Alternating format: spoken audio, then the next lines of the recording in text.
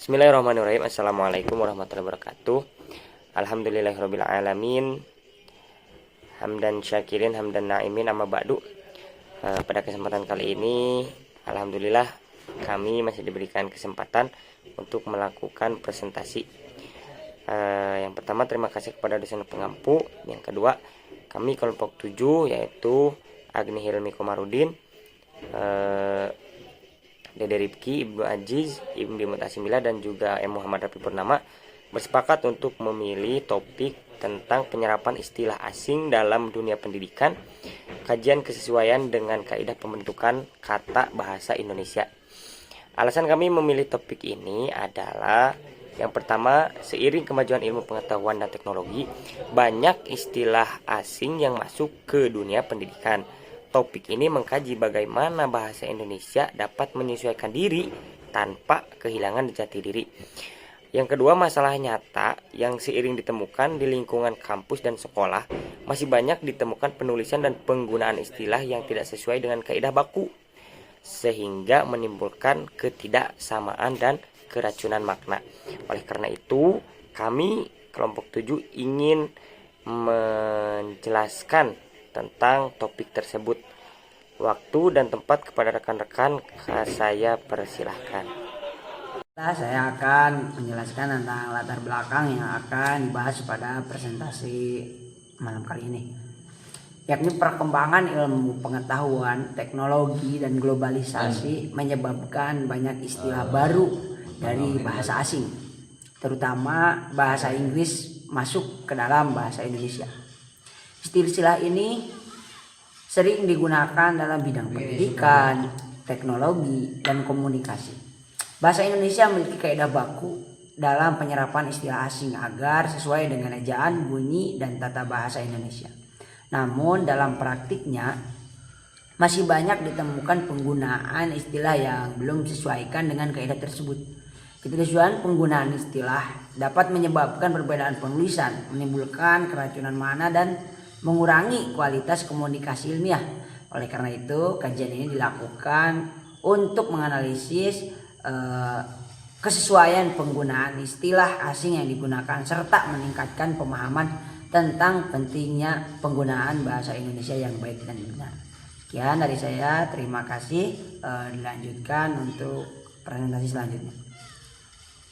Bismillahirrahmanirrahim. Di sini saya akan melanjutkan materi presentasi selanjutnya, yaitu ada rumusan masalah. Nah, istilah-istilah asing apa saja yang sering digunakan dalam dunia pendidikan. Kedua, bagaimana kaidah dan prinsip penyerapan istilah asing menurut pedoman umum pembentuk istilah yang berlaku di Indonesia. Ketiga, sejauh mana kesesuaian penulisan dan penggunaan istilah serapan tersebut dengan kaidah pembentukan kata bahasa Indonesia. Yang keempat, faktor-faktor apa saja yang menyebabkan masih ditemukannya penggunaan istilah yang belum sesuai dengan kaidah baku. Dan yang kelima, upaya apa saja yang dapat dilakukan agar penggunaan istilah serapan di lingkungan pendidikan menjadi lebih tepat dan sesuai aturan. Selanjutnya ada tujuan penelitian. Yang pertama, mengidentifikasi dan mendaftarkan istilah-istilah asing yang sering digunakan dalam dunia pendidikan. Yang kedua, menjelaskan kaidah dan prinsip penyerapan istilah asing menuntut pedoman untuk pembentukan istilah yang berlaku di Indonesia. Dan yang ketiga, menganalisis kesesuaian bentuk penulisan dan penggunaan istilah serapan tersebut dengan kaidah pembentukan kata bahasa Indonesia. Yang keempat, menguraikan faktor-faktor yang menyebabkan masih ditemukannya penggunaan istilah yang belum sesuai dengan kaidah baku. Dan yang kelima, memberikan solusi dan saran agar penggunaan istilah serapan di lingkungan pendidikan dapat dilakukan secara tepat, seragam, dan sesuai ketentuan kebahasaan. Dan yang ketiga ada manfaat penelitian. Yang pertama ada teoretis. Teoretis ini menambah wawasan tentang perkembangan dan pembentukan istilah bahasa Indonesia. Dan yang kedua ada praktis. Praktis ini menjadi panduan bagi mahasiswa, pendidik, dan penulis dalam menggunakan istilah yang baku. Sekian dari saya, kurang lebihnya mohon maaf. Ya, terima kasih. Bismillahirrahmanirrahim. Assalamualaikum warahmatullahi wabarakatuh. Di sini saya akan meneruskan penjelasan tentang pengertian dasar. Pengertian dasar ini adalah definisi atau arti dasar dari istilah-istilah yang berkaitan dengan bahasa ilmiah di dalam bahasa Indonesia. Yang pertama ada nomor 1, istilah. Kata atau gabungan kata yang memiliki makna khusus, tetap dan tegas dalam bidang ilmu atau kegiatan tertentu. Istilah berfungsi untuk menyampaikan gagasan secara tepat agar tidak menimbulkan penafsiran ganda. Istilah adalah kata yang punya arti khusus dan pasti, hanya dipakai di bidang tertentu. Contoh istilah medis yaitu demam. Istilah matematika bilangan. Tujuannya agar tidak salah paham.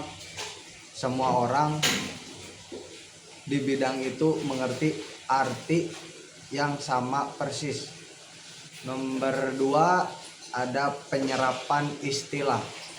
Proses pengambilan kata atau istilah dari bahasa lain kemudian disesuaikan dengan sistem ejaan, bunyi, struktur kata, dan tata bahasa Indonesia tanpa mengubah makna aslinya. Ini adalah cara kita mengambil kata dari bahasa asing seperti Inggris atau Belanda, lalu mengubah penulisannya atau pelafalannya agar sesuai aturan bahasa Indonesia, tapi artinya tetap sama. Contoh, komputer menjadi komputer. Nomor 3 ada kaidah pembentukan kata. Aturan resmi yang mengatur cara menyusun, mengubah, atau menyesuaikan bentuk kata agar sesuai dengan sistem dan struktur kebahasaan bahasa Indonesia yang baku. Ini adalah aturan resmi yang mengatur bagaimana kita membuat, mengubah, atau menyesuaikan bentuk kata agar sesuai dengan sistem dan struktur kebahasaan bahasa Indonesia yang baku. Yang terakhir nomor 4 ada bahasa ilmiah.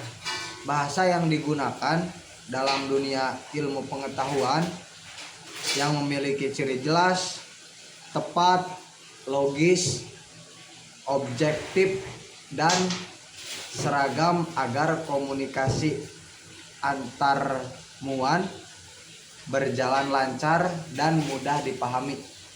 Bahasa yang dipakai dalam dunia ilmu pengetahuan yang punya ciri jelas, tepat, masuk akal, tidak memihak, dan seragam agar komunikasi antar ilmuwan berjalan lancar dan mudah dimengerti. Baik, terima kasih. Sekian untuk pembahasan pengertian dasar. Kembali ke moderator. Assalamualaikum warahmatullahi wabarakatuh. Terima kasih kepada moderator yang telah menyampaikan meluangkan waktu untuk saya. Di sini saya akan membahas tentang pembahasan dalam artikel ilmiah ini. Pembahasan dalam artikel ilmiah ini terbagi 2 poin. Yang pertama yaitu istilah asing yang sering digunakan dalam dunia pendidikan. Seiring perkembangan ilmu, pengetahuan, dan teknologi, banyak istilah baru masuk ke dunia pendidikan yang sebagian besar berasal dari bahasa Inggris. Istilah ini tersebar dari berbagai bidang, antara lain yaitu 1. Bidang pembelajaran dan kurikulum. Yang menjadi contohnya yaitu seperti bahasa evaluasi ataupun metode yang berasal dari kata evaluation atau method. Yang kedua dari bidang penelitian, yang menjadi contohnya itu seperti analisis ataupun variabel yang berasal dari kata analisis atau variabel. Yang ketiga dari bidang teknologi pendidikan, contoh yang menjadi contohnya itu seperti bahasa aplikasi ataupun modul yang berasal dari kata application atau module. Adapun poin yang kedua yaitu cara penyerapan istilah sesuai kaidah. Berdasarkan pedoman umum, pembentukan istilah penyerapan dilakukan dengan 4 cara. Yang pertama yaitu penyerapan penuh. Penyerapan penuh ini menyesuaikan ejaan dan bunyi tanpa mengubah struktur kata. Contohnya seperti bahasa fakultas yang diambil dari bahasa Inggris yaitu faculty. Adapun bahasa kampus yang diambil dari kata kampus, sama dalam pelafalnya tapi beda dalam penulisannya. Yang kedua yaitu adalah penyerapan adaptasi. Penyerapan adaptasi mengubah bentuk kata agar sesuai pakai pola pembentukan kata bahasa Indonesia. Contohnya seperti organisasi yang berasal dari bahasa organization. Yang ketiga ada penyerapan makna atau padonan, yaitu menggunakan kata yang sudah ada maknanya dalam bahasa Indonesia. Contohnya seperti kalimat umpan balik atau tanggapan yang diambil dari kata feedback. Yang keempat penyerapan terjemah penuh. Nah, penyerapan terjemah penuh ini mengganti seluruh dengan istilah asli Indonesia. Contohnya seperti bahasa di daftar riwayat hidup yang diambil dari kata kurikulum vitae. Sekian yang bisa saya sampaikan. Kembali lagi ke moderator. Selanjutnya dampak dan solusi dampak penggunaan yang tidak baku. Yang pertama, penulisan tidak seragam dan membingungkan pembaca. Yang kedua, makna kalimat menjadi tidak jelas atau menimbulkan penafsiran ganda. Yang ketiga, menurunkan kualitas karya tulis ilmiah. Yang keempat, lambat laun dapat melemah kekhasan dan keutuhan bahasa Indonesia. Oleh karena itu, kita harus mempunyai solusi perbaikannya. Solusi perbaikannya yang pertama, selalu merujuk kepada KBBI edisi kelima dan pedoman umum pembentukan istilah. Yang kedua, mempelajari dan menerapkan kaidah penyerapan yang benar. Yang ketiga, mengutamakan istilah yang sudah dibakukan jika tersedia. Dan yang ketiga, membiasakan membaca ulang dan memeriksa tulisan sebelum disampaikan. Dan yang terakhir, lembaga pendidikan menyediakan panduan baku dan mengadakan sosialisasi secara berkala. Kesimpulan pada presentasi kali ini adalah penyerapan istilah asing merupakan kebutuhan agar bahasa Indonesia dapat mengikuti perkembangan ilmu pengetahuan dan teknologi. Yang kedua, sebagian besar istilah asing yang digunakan di dunia pendidikan sudah disesuaikan dan dibakukan sesuai kaidah pembentukan kata bahasa Indonesia. Yang ketiga, namun masih ditemukan penggunaan istilah yang belum tepat, terutama pada ejaan, bentuk kata, dan pemilihan makna. Penyebab utamanya adalah kurangnya pemahaman terhadap kaidah penyerapan, kebiasaan meniru bentuk asli, serta jarang merujuk pada sumber resmi. Dan yang terakhir, penggunaan istilah yang sesuai kaidah sangat penting untuk menjaga kejelasan makna, keseragaman penulisan, serta keutuhan bahasa Indonesia sebagai bahasa ilmiah. Sekian dari kami kelompok 7. Semoga memberikan ilmu yang bermanfaat, khususnya bagi kita semua, umumnya bagi kita semua, khususnya bagi kami kelompok 7.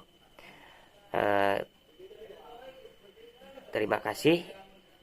Assalamualaikum warahmatullahi wabarakatuh.